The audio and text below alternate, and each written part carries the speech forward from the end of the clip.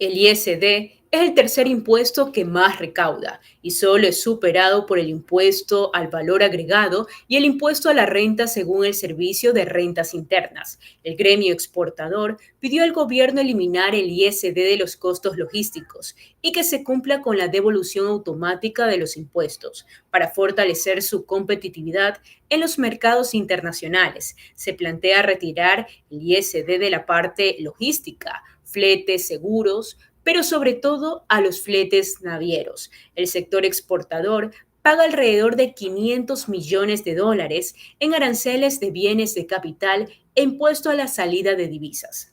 Para hablar sobre este tema y conocer avances en torno a la firma de acuerdos comerciales entre Ecuador y sus socios claves, nos acompaña el vicepresidente de la Federación Ecuatoriana de Exportadores, economista Javier Rosero. Bienvenido, economista Rosero, a Logística Resiliente. Hola Carla, muchísimas gracias por la invitación. Es un gusto compartir con ustedes.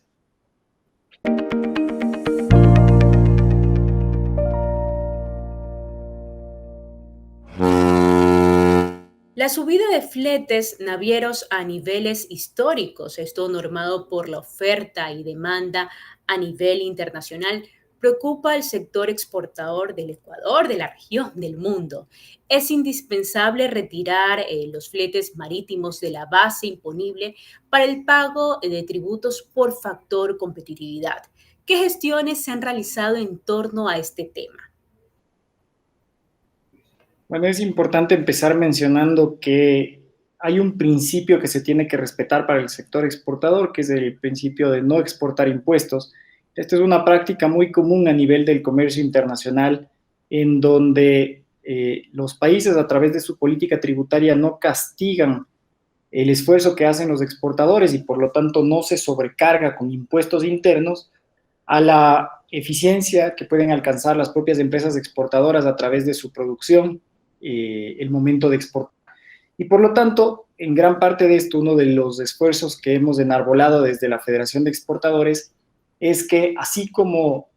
en la carga arancelaria que enfrentamos al momento de importar materias primas o bienes de capital que son necesarios para tecnificar la producción, también encontramos una distorsión importante en el impuesto a la salida de divisas, que pagamos no solamente aún en algunos giros y transferencias con el exterior, en algunos casos para importar, como decía, algunos bienes de capital y materias primas que no se encuentran dentro del esquema de crédito tributario, sino también en aquellos costos que se imputan a los fletes navieros, que en alguna medida, si bien favorecen mucho más a aquellas rutas que están de llegada al Ecuador,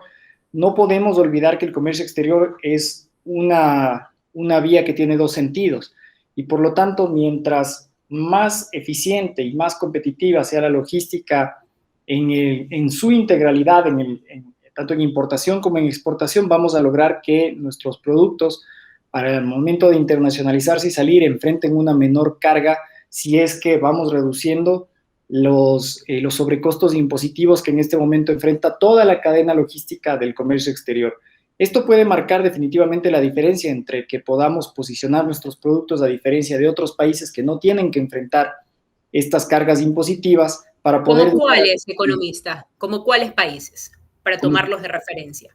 Colombia, Perú, por ejemplo, toda Centroamérica, Chile, que no tienen este tipo de impuesto que castiga los giros y las transacciones con el exterior. Entonces, considerando que ellos tienen una delantera en la que podemos conversar un poco más adelante en relación a los acuerdos comerciales, además debemos estar claros que no podemos asumir esta imposición tributaria que hace mucho más costoso a lo largo de toda la cadena la posibilidad de que nuestros productos tengan o dependan exclusivamente de la eficiencia y la competitividad de los precios de nuestras empresas exportadoras. Esa es la idea en general y por eso FedExport ha hecho el acercamiento con las autoridades al más alto nivel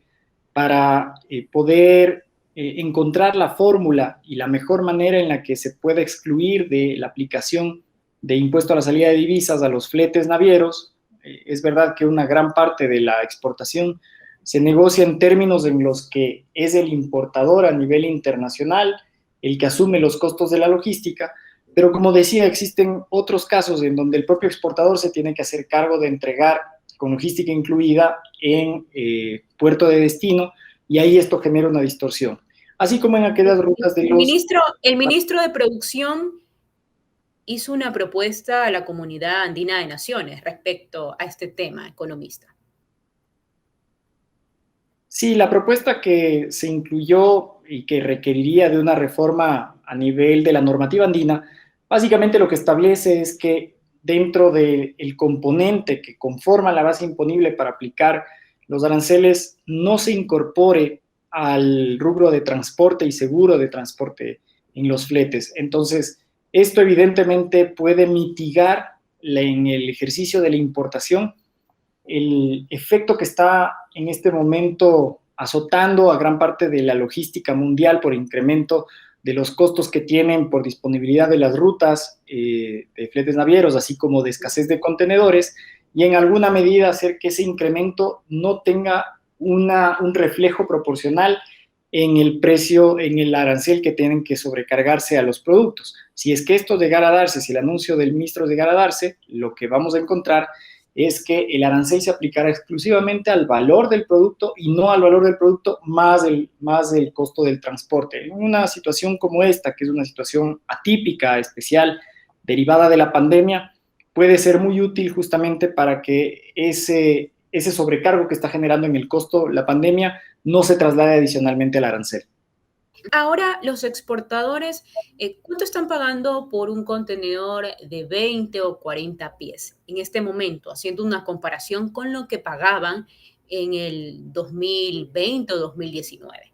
Depende siempre del mercado de Del destino, mercado, de la ruta. sí, exactamente, pero digamos, si uno pudiera establecer una ruta promedio, fácilmente podemos hablar de que en muchos de los casos en las últimas semanas han llegado hasta cuadruplicarse los costos que pueden tener para colocar un contenedor en puerto de destino, ya sea esto en América del Norte o llegando a través de los puertos más utilizados en Europa. Entonces, usualmente esta dinámica es bastante cambiante, es muy fluctuante últimamente, además, porque depende mucho de ciertos factores de disponibilidad, de cómo se encuentran en términos de apertura a los puertos, la disponibilidad de las rutas de las navieras, y hoy por hoy eso se combina además con la problemática en la que los contenedores, si bien existen físicamente, no se encuentran en los lugares en los que realmente deberían estar para conseguir cerrar el circuito de lo que se llama el ciclo logístico del contenedor. Entonces, toda esta sobrecarga de factores, y si a eso le sumamos que todavía pueden existir algunas novedades en términos de tripulaciones de barcos o de personal de puertos que puede a veces tener una alerta de contagio de COVID, y eso va haciendo que obviamente las operaciones se hagan mucho más lentas, todo sigue sobrecargando esa escasez de disponibilidad y a la final se traduce en un precio más alto. Siguiendo en el tema de competitividad para el sector exportador, ¿por qué la eliminación del ISD en los fletes navieros no es inmediata como lo ocurrido con el sector aéreo? A ver, esta es una decisión que ha tomado el gobierno nacional. Sin duda, uno de los elementos importantes es que el ISD queda claro y en evidencia que tiene un impacto en distintas actividades de todo el giro productivo. Por ejemplo, con esta decisión, la opinión pública se ha podido dar cuenta de que no solamente el ISD sobrecarga las transferencias que a veces se pensaba, o con el argumento con el que fue impuesto, de que en realidad eran grandes fortunas las que el momento de sacarlas del país tenían que tener un ISD, sino que en realidad nos damos cuenta que esto estaba afectando a la cotidianidad, no solo de los negocios, sino también a la cotidianidad ciudadana. Hay recargos que se estaban asumiendo en términos de lo que las líneas aéreas tenían que internalizar en su estructura de costos, que hacía que todo derive en pasajes más caros, en traslado de carga aérea más cara, y eso en sectores que dependen ampliamente del transporte aéreo, como por ejemplo el sector florícola, o por ejemplo el sector de courier, en donde muchos de los pequeños primeros emprendimientos que están dando pasos para tratar de enviar y colocar, posicionar muestras a nivel internacional hacen uso del transporte aéreo. Entonces estábamos haciéndole más cara la posibilidad de que eso se pueda concretar. Así que esto abre la opción sin duda de que podamos tener un acercamiento mucho más concreto para suscribir acuerdos de cielos abiertos, que lo que permite esencialmente es que podamos tener una ruta abierta entre, por ejemplo, el caso de Estados Unidos y Ecuador, que vayan reduciendo los costos y que las frecuencias puedan aumentar, y al mismo tiempo, en la medida en la que tenemos también más pasajeros, tenemos una mejor amortización de los costos que vienen en la panza de los aviones cargados de productos. Entonces, eso puede hacer que las exportaciones que salen en términos aéreos tengan la posibilidad de ser mucho menos costosas, mucho más baratas, y eso en alguna medida es el primer punto. Ahora, lo que vamos a tener en términos de fletes navieros es algo que todavía no ha sido anunciado, sí, pero no está concretado a nivel de la decisión del gobierno. Esperamos, obviamente, que ese anuncio se pueda concretar en las próximas semanas. Actualmente, ¿cuánto recibe el Estado por concepto de ISD los fletes navieros? Más o menos en lo que puede referirse a carga, a transporte de carga, podemos estar hablando de una cifra sin querer decir que esto pueda ser exacto, que puede estar bordeando los 15, 30 millones de dólares, dependiendo siempre de cómo es la fluctuación del volumen de carga, pero esto también da cuentas de que el aparente espacio fiscal que se necesitaría para esto puede tener una mayor retribución, sin lugar a dudas, un retorno más alto para la sociedad, la creación de empleos, la promoción de los negocios, por un costo que en la práctica no necesariamente marca la diferencia respecto a toda la recaudación total del impuesto a la salida de divisas. Ujú. Así como en las operaciones aéreas, hay otros rubros como el costo elevado de servicios y otras cargas impositivas que encarecen los vuelos. ¿Se ha contemplado aliviar al sector portuario de cargas similares? Por lo menos la propuesta que hemos hecho nosotros es que la logística no puede ser vista desde una lógica aislada. Tiene que ser entendida en una visión integral, porque no obtenemos nada si es que solamente uno de los eslabones logísticos tiene una exoneración de todos estos sobrecargos, cuando en realidad en el resto de la cadena seguimos todavía enfrentando estas barreras tributarias. Entonces, nuestra propuesta ha sido que en esa visión transversal que debemos tener respecto de cómo vamos eliminando esos impuestos que a la final se siguen traduciendo y se siguen trasladando hacia las iniciativas de exportación, se vayan eliminando de tal suerte que incluso para los exportadores sea mucho más fácil conectar en términos de encontrar las opciones más competitivas de transporte y de logística, no solo local, sino también internacional, para poder posicionar los productos. Así que todo aquello que en términos, por ejemplo, de las zonas portuarias les permita invertir en mejoras de la infraestructura en lugar de trasladar esos recursos en un impuesto que a la final no necesariamente está cumpliendo su función y que está generando distorsiones, nos parece que sin duda será positivo. Ahora hablemos de los acuerdos comerciales que Ecuador busca firmar con sus socios claves. ¿A qué mercado se está acercando y por qué? La agenda comercial, partamos de un concepto importante, y es que tenemos un rezago que hoy se visibiliza con mucha más vehemencia de lo que sucedía en décadas anteriores. Un dato que nosotros hemos encontrado en la Federación de Exportadores es que mientras socios comerciales como Chile, Costa Rica, Colombia y Perú tienen cubiertas sus exportaciones con acuerdos comerciales en prácticamente 80-90% del total de su oferta, el Ecuador apenas alcanza a cubrir con su red de acuerdos comerciales un 40% de sus exportaciones. Eso quiere decir que 6 de cada 10 dólares que exportamos van por el mundo con el temor de tener que enfrentar aranceles en los mercados de destino, y esto también da cuenta de que es muy difícil poder atraer inversiones que vengan hacia la exportación, sabiendo que existen condiciones mucho más ventajosas en los socios comerciales que son competidores directos del país. Y es por eso que la agenda comercial en este momento tiene, digamos, un rol fundamental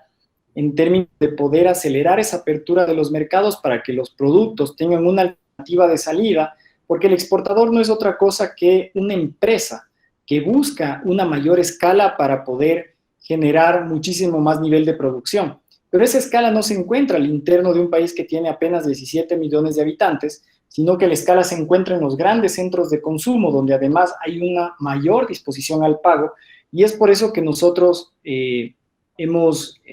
llevado la propuesta de que hay que acelerar el relacionamiento comercial de cara a un acuerdo con los Estados Unidos, con China, con Corea del Sur, con Japón, con la Unión Euroasiática, y seguir profundizando todos los esfuerzos para que, por ejemplo, zonas y regiones específicas que son una alternativa sostenible para sectores de la producción, como por ejemplo Centroamérica, que es una puerta de salida natural, es una puerta de salida con una inmensa oportunidad para el sector manufacturero del país, que sobre todo está localizado en la parte centro-sur de la sierra, tengan una opción de escalabilidad para sus productos, de manera que podamos compaginar el interés de la oferta agroalimentaria para los grandes centros de consumo que se encuentran en el Asia-Pacífico, por ejemplo, y en una parte en Estados Unidos o Canadá, y al mismo tiempo podamos darle una alternativa a las industrias manufactureras que, por efectos de la propia competencia a la que van a ser sometidas en los acuerdos comerciales, tengan la visión para reenfocar sus esfuerzos hacia el mercado externo, en donde en Centroamérica, como decía, existen amplias posibilidades de seguir ganando mucho más mercado y competir con los mejores del mundo. Entonces, por eso la agenda comercial debe tener este conjunto en donde el tiempo es importante, los socios con los que generamos el acercamiento es muy importante, y además la posibilidad de que podamos entender que mientras logremos tejer una red de acuerdos comerciales más amplia, vamos a lograr equiparar las condiciones de competencia. Okay. Si hablamos de socios, con Estados Unidos está más cerca la firma del acuerdo comercial. Ya estamos en la segunda etapa. En general hemos hecho un buen primer esfuerzo como país en poder posicionar al acuerdo comercial, al acuerdo de primera fase en realidad, que lo que propone y lo que promueve son reglas claras y transparentes para facilitar el comercio, sobre todo de las pequeñas y medianas empresas hacia Estados Unidos. Este es un gran esfuerzo porque en realidad Estados Unidos no está muy habituado a suscribir este tipo de acuerdos, y esto nos da la pauta y la catapulta para poder tener una segunda fase de este acuerdo en donde ya se incorporen disciplinas que son las que nos interesan, por ejemplo, como acceso a mercados, en donde ahí ya se van a discutir cuáles son las condiciones preferenciales en las que van a ingresar nuestros productos. Entonces,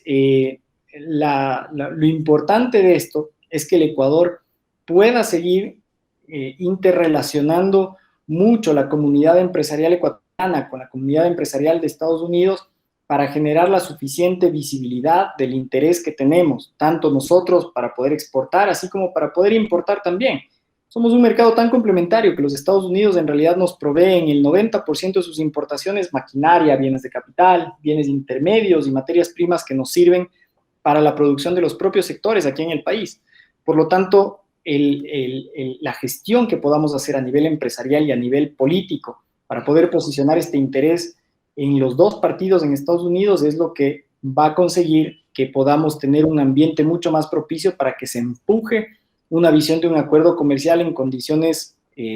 por lo menos en lo que respecta al interés del Ecuador, en condiciones mucho más favorables para nuestra oferta exportable. Okay. Estrechar relaciones con México y Colombia es importante antes de que Ecuador ingrese a la Alianza del Pacífico. Sí, en la práctica el mercado regional, sobre todo el mercado andino, tomemos en cuenta que viene con un precedente bastante complejo. La pandemia ha azotado con mayor fuerza a los mercados en los que tenemos una relación mucho más cercana para bienes manufacturados que fueron considerados no esenciales en la pandemia. Voy a poner un ejemplo que creo que nos pasó a todos. En los meses más críticos de la pandemia, en lo primero que pensamos en nuestros hogares fue en alimentación y en medicinas. Entonces, todas aquellas decisiones que implicaban bienes manufacturados podían esperar hasta poder encontrar una salida en esos meses de la pandemia. No se sabía si íbamos a tener vacuna o si es que iba a ser un tema temporal, pero mientras tanto el comercio mundial se detuvo por completo. Y parte de eso, nuestra oferta está enfocada en gran medida en los mercados regionales y específicamente en Colombia y en Perú, en oferta que tiene manufacturas de por medio, bienes que ya tienen un nivel de industrialización intermedia, entonces fueron parte de los sectores más afectados por esta pandemia. Ahora las cosas se están reanudando y se están retomando. Hay un desafío muy importante para que el Ecuador pueda volver a reconstruir esas cadenas de valor que se rompieron en la pandemia. Hay aspectos logísticos que hay que destrabar para que, por ejemplo, las dos fronteras en los dos lados puedan abrirse por completo. Hay aspectos empresariales que hay que volver a tejer para que los proveedores y clientes al mismo tiempo dentro de la zona andina puedan volver a reencontrarse y volver a reconstruir la cadena de valor.